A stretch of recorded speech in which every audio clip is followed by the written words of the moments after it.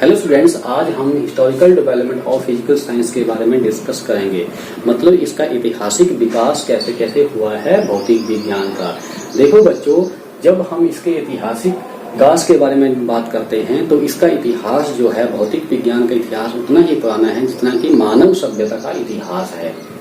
Basically physical science को पहले philosophy का ही पार्ट माना जाता था, जिसको हम नेचुरल फिलॉसफी के नाम से जानते थे। प्योर साइंसेस के तौर पर जो फिजिक्स है, सबसे पुराना, सबसे ओल्डेस्ट क्या है, हमारा साइंस का सब्जेक्ट है। ठीक है ना, मतलब as a pure science it is the oldest subject. और आज जब हम फिजिक्स की बात करते हैं तो इसको हम क्या कहते हैं, study of matter and energy and relationship between them.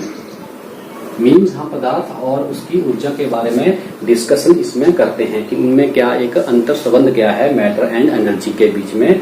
इसी स्टडी को हम क्या कहते हैं, फिजिकल साइंस या फिजिक्स कह देते हैं।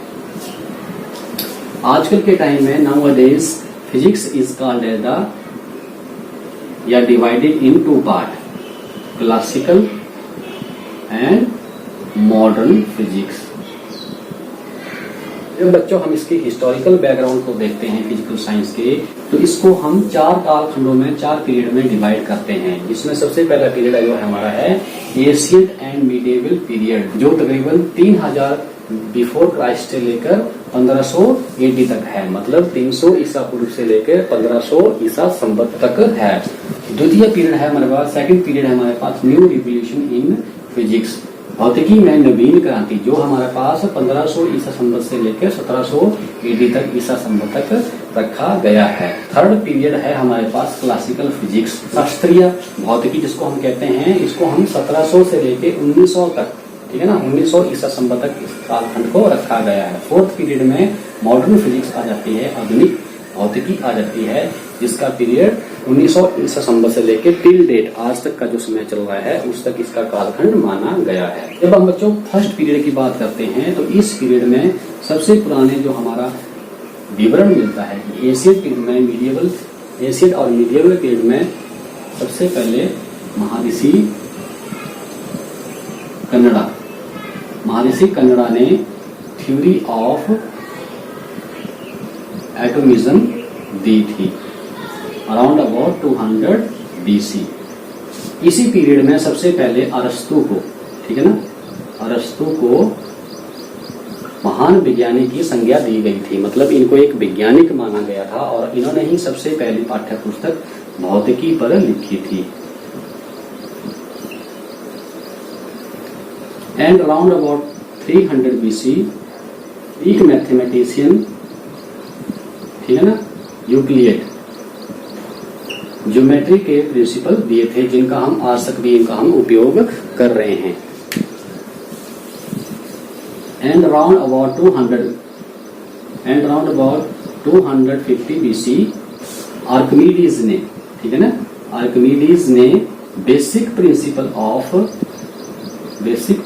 ऑफ फिजिक्स बनाए थे। मीन्स 200 BC के अराउंड अबाउट आर्किमिडीज ने बेसिक प्रिंसिपल ऑफ फिजिक्स को क्या किया था, ले डाउन किया था, बनाया था फिजिक्स के, भौतिकी के आधारभूत सिद्धांतों को। इस पीरियड में इसाक न्यूटन ने, जिसको हम न्यूटन लॉ भी कहते हैं, इन्होंने सबसे पहले ग्रेविटी के बारे में डिस्कशन किया था। ग्रेविटी के बारे में ये इन्होंने बात की थी और इन्होंने ही न्यूटन लॉ ऑफ, ठीक है ना, न्यूटन लॉ ऑफ मोशंस दिए थे इसी पीरियड में। 1790 में Antoine Lavoisier makes first list of chemical elements. मतलब एंटोनी लैवुजियर ने 1789 में सबसे पहले लिस्ट बनाई थी केमिकल एलिमेंट्स की, डिफरेंट केमिकल एलिमेंट्स की लिस्ट इन्होंने बनाई थी। 1804 में रिचर्ड ट्रेविथिक ने फर्स्ट स्टीम लोको का आविष्कार किया था। Means first steam loco is given by Richard Trevithick in 1804। 1808 John Dalton proposed atomic theory of matter। मतलब 1808 में सबसे पहले जॉन डाल्टन ने एटॉमिक थ्योरी ऑफ मैटर के बारे में डिस्कशन किया था। इन्होंने एटॉमिक थ्योरी ऑफ मैटर दी थी। फिर 1820 में हंस ऑस्ट्रियोड ने बताया था कि जो हमारे पास इलेक्ट्रिसिटी होती है वो क्या करती है, electricity creates the magnetic field.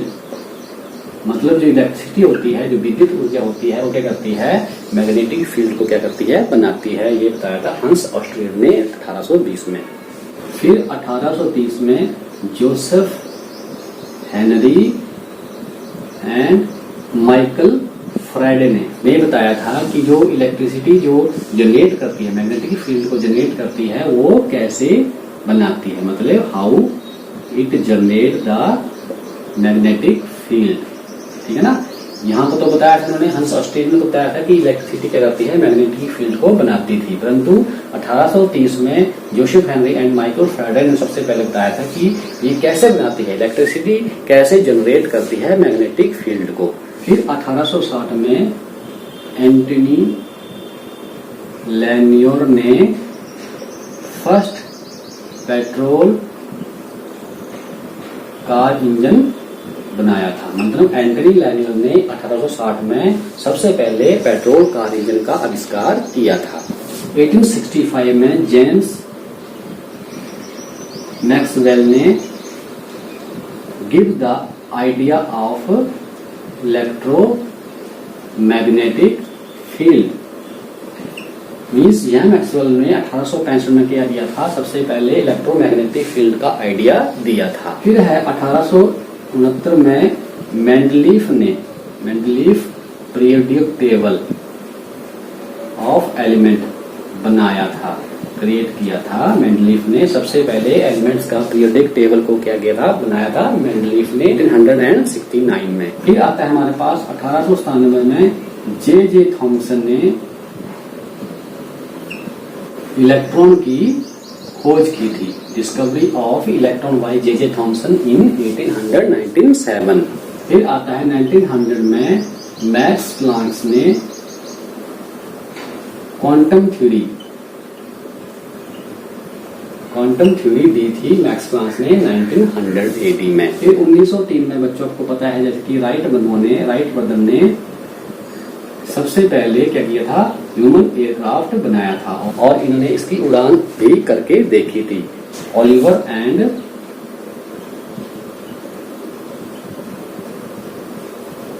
विरबल brothers ने क्या किया था, राइट ब्रदर्स ने सबसे पहले एयरक्राफ्ट बनाया था और इन्होंने इसकी उड़ान भी लेके देखी थी। इन 1915 Einstein gives theory of relativity. मतलब थ्योरी ऑफ रिलेटिविटी जो दी थी आइंस्टाइन ने, कब दी थी, 1905 में इन्होंने ये दी थी। और 1911 में रदरफोर्ड ने एटॉमिक न्यूक्लियस के बारे में डिस्कस किया था। मतलब न्यूक्लियस के बारे में सबसे पहले इसने क्या किया था, डिस्कवरी की थी, इन्वेंट किया था न्यूक्लियस बाई रदरफोर्ड ने 1911 में। फिर इस तरह बच्चों हम कह सकते हैं जो लास्ट वाला पीरियड है हमारे पास, जो मॉडर्न पीरियड की जब हम बात करते हैं फिजिक्स की, इसमें फिजिक्स ने नई उड़ान भरी। मतलब नई नई डिस्कवरीज होती रही और फिजिक्स की या फिजिकल साइंसेस की तरह तरह की ब्रांचेस का क्या हुआ, प्रादुर्भाव हुआ, इन्वेंट हुई या बनाई गई। जिसमें से पहले है सॉलिड स्टेट फिजिक्स होगी हमारे पास, एटॉमिक फिजिक्स, सुपर कंडक्टर के बारे में,